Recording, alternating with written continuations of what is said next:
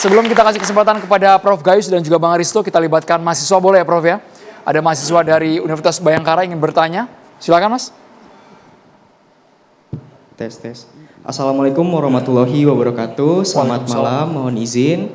Terima kasih atas kesempatannya yang telah diberikan kepada saya.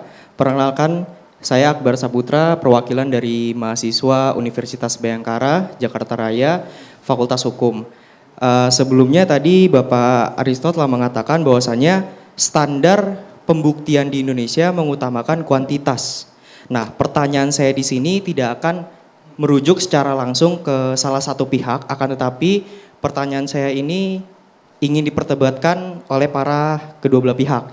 Pertanyaannya, bagaimana standar ideal antara mengkritik dengan memfitnah dalam hukum pidana Indonesia, terutama pada rezim KUHP dan KUHAP terbaru saat ini. Oke, Bang Boy boleh dikomentar dulu? Terima kasih. Ini pertanyaannya sangat bagus dan sangat mendidik ya, karena bagaimana caranya kita mengukur apakah ini orang ini memfitnah atau dia tidak memfitnah, ya kan? Atau apa? Mengkritik tadi ya. Nah, persoalan mengkritik dan memfitnah ini menurut saya ada hal penting. Pertama adalah motivasi kita apa? Motivasi kita ini mengkritik, memfitnah orang untuk menghancurkan reputasi orang dan berimbas kepada nama baik seseorang itu disebarluaskan, dijelek-jelekan atau tidak. Kalau kita punya motivasi, orang ini punya mens rea, niat jahat untuk memfitnah seorang, dia akan pakai berbagai cara untuk mempublikasikan dengan berbagai cara untuk supaya orang mengetahui bahwa orang ini reputasinya jelek. Jadi menurut saya dua hal penting. Pertama motivasi ya. Motivasi itu apa? Motivasi dia. Yang kedua, apakah dengan dia mempublikasikan atau mengkritik atau memfitnah, apakah nama seorang itu reputasi dihancurkan atau tidak? Melanggar aturan hukum atau tidak? Itu hal yang paling penting menurut saya. Jadi kalau kita mengkritik untuk membangun seorang, itu saya kira baik. Tetapi tujuan kita mengkritik, menghancurkan reputasi seorang, dengan cara membuat orang itu malu, membuat orang itu dihancurkan reputasinya, saya kira itu melanggar aturan hukum. Itu tidak bisa dibenarkan. Saya kira itu saja. Okay. Ya, Bang Hudi. Jadi gini ya, kalau menurut saya tuh, kalau kekuasaan itu kan memiliki segala kewenangan.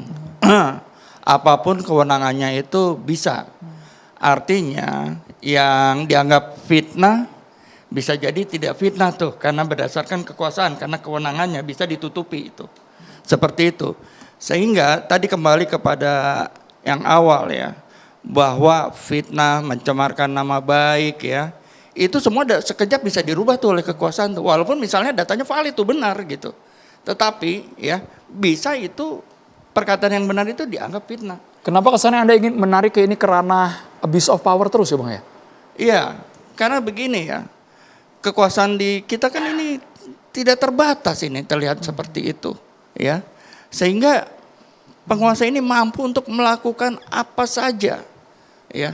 Yang benar pun bisa dibalik ya, yang salah pun bisa dibenarkan. Ini sudut pandang objektif, ini sebagai dosen loh Bang, dipertaruhkan juga ini Bang Hudi statement Anda ya Bang. Seperti itu. Ya. Oleh karena itu maksud saya, makanya tadi saya anggap anak dan bapak itu seperti kayak kekeluargaan sih maksudnya. Tidak ada tuh kriminalisasi lagi dengan pasal-pasal tadi itu. Penyelesaiannya justru dengan... itu konsep barat, justru itu konsep Amerika, di mana dia presiden itu tidak dianggap sebagai bapak. Makanya kalau kejadian itu terjadi di Amerika, nggak ada pasal pidana, yang ada pasal gugatan, kecuali integritas datanya ya itu tetap pidana. Kalau memang itu betul. Jadi salah konsep tuh kata kuncinya. Mestinya kebarat-baratan baru itu menjadi platform untuk menghapus. Karena yang namanya presiden tidak boleh dilindungi seperti raja, kan gitu logikanya. Iya, presiden itu bukan seperti raja-raja kecil begitu, bukan.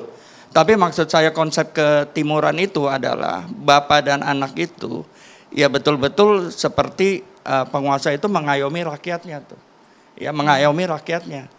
Kalau penguasa membuat regulasi yang pro rakyat, tentu akan minim tuh suara-suara sumbang tuh. Dari rakyat itu akan minim sekali tuh.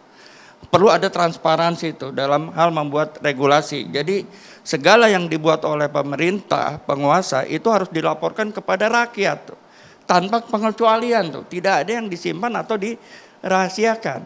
Sehingga dengan transparansi itu rakyat akan kurang itu suara-suara minor kepada kekuasaan. Itu oleh karena itu tadi saya tidak setuju tuh kalau misalnya penguasa seperti bapak dan anak itu melihat rakyat itu seakan-akan musuh. Salah sedikit penjara, salah sedikit penjara. Itu yang maksud saya konsep ketimuran itu, Pak. Ya kalau di luar negeri kan demokrasi memang bebas, apa aja bebas, ya kan? Sebebas-bebasnya. Mau dicolok-colok itu muka presiden, fotonya mau diinjak-injak tidak ada hukumannya kan seperti itu. Agak Ya. beda ini ya, tafsirnya sedikit Ya, berbeda, tapi tafsirnya harkat memang- martabat presiden sudah diatur dalam aturan pasal tersebut. Ketika menghina harkat martabat presiden dan yang bersangkutan langsung mengajukan gugatan, kena ya Bang Aristo ya? Kena. Iya, kena. Jadi begini tadi logikanya. Kalau justru pakai konsep ketimuran yang namanya negara integralistik itu, ya, negara kekeluargaan itu konsepnya Profesor Supomo di sidang BPUPKI. Itu sudah diperdebatkan. Ya, itu persis. Dia Supomo melihat adat-adat Jawa misalnya bapak dan anak harus menjunjung tinggi bapaknya. Itulah ya platform ideologi kenapa undang-undang KUHP kita baru muncul lagi itu ya soal criminal libel against authority tentang presiden, wakil presiden bahkan lembaga negara. Tapi kalau ke barat-baratan justru dia tidak memandang presiden ini sebagai bapaknya, presiden ini petugasnya. Tadi yang seperti Pak dosen bilang. Mau dicaci maki sekalian nggak akan kena pasal. Nggak akan kena pasal, dicaci maki hanya bisa pakai defamation atau pencemaran nama baik secara perdata. Kecuali ada undang-undang integritas data. Kalau integritas data itu tetap pidana. Makanya tadi saya kembali sedikit ke tema hari ini, menggabungkan dua rezim ini, gugatan ini. Satu rezim pencemaran nama baik, satu rezim integritas data. Ini susah loh bikin bridgingnya loh secara hukum loh. Bridgingnya apa? Ya riset tadi, tapi tidak dijelaskan riset tadi belum dijawab juga sama Bang Sangaji. Apa tuh elaborasinya riset di situ? Nggak dijelaskan kalau kita baca, ya.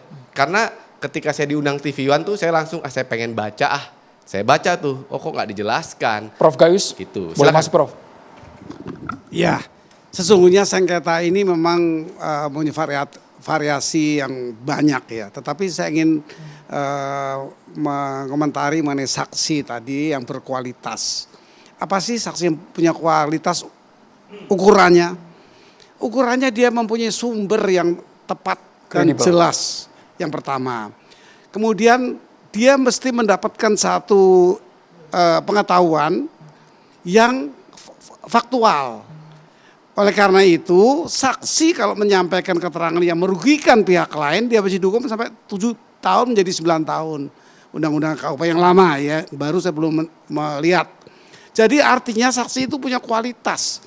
Ini yang pertama. Tapi Mahkamah Konstitusi tahun 2010, nomornya saya lupa, memperluas arti kedudukan saksi. Yaitu siapa saja yang mempunyai pengetahuan tentang yang relevan kepada peristiwa itu. Ini MK. Oleh karena itu mendengar sendiri, melihat sendiri, mengalami sendiri tidak menjadi ukuran. Di auditu yang lama itu menjadi putusan MK yang relevan, didengar, bisa menjadi saksi. Secara singkat Prof Gayus, Anda melihat peluang dari pihak Roy ini apakah akan diterima uji materinya oleh MK atau dibatalkan? Saya lihat manfaatnya apa, bukan diterima apa tidak diterima. Manfaatnya saya mengatakan hampir tidak ada. Karena hasil Sebentar MK Prof, nanti manfaatnya hampir tidak ada Prof. tidak ada, karena nanti tujuannya kan keputusan MK dibawa ke sidang pidana lagi. Di sini saya tidak sepakat. Proses pidana itu akan terlunta-lunta ini. Kenapa tadi saksi dipersoalkan? Berbagai macam orang bisa menjadi P19 yang berlanjut sampai 30 atau berapa lebih itu. Ini artinya akhirnya akan SP3. Tidak arahnya ke sana, nanti ke pidana setelah melalui proses yang dituju ada ijazah. Bagaimana bisa mendapat ijazah ini? Ijazah SMA dasarnya, kemudian menjadi diterima. Itu semua ada di PT UN setelah adanya satu keterangan asli sebagai dasar dari, kalau saya mengatakan yang dikuat ya tentu yang dipersoalkan UGM. UGM harus memberi keterangan secara tertulis yang jelas untuk bisa diajukan ke PT UN. Melalui apa? Lembaga informasi. Kita tunggu bersama apakah judicial review dari pihak Roy ini akan diterima atau betul-betul mentah di Mahkamah Konstitusi. Kami segera kembali sesaat lagi hanya di Catatan Demokrasi.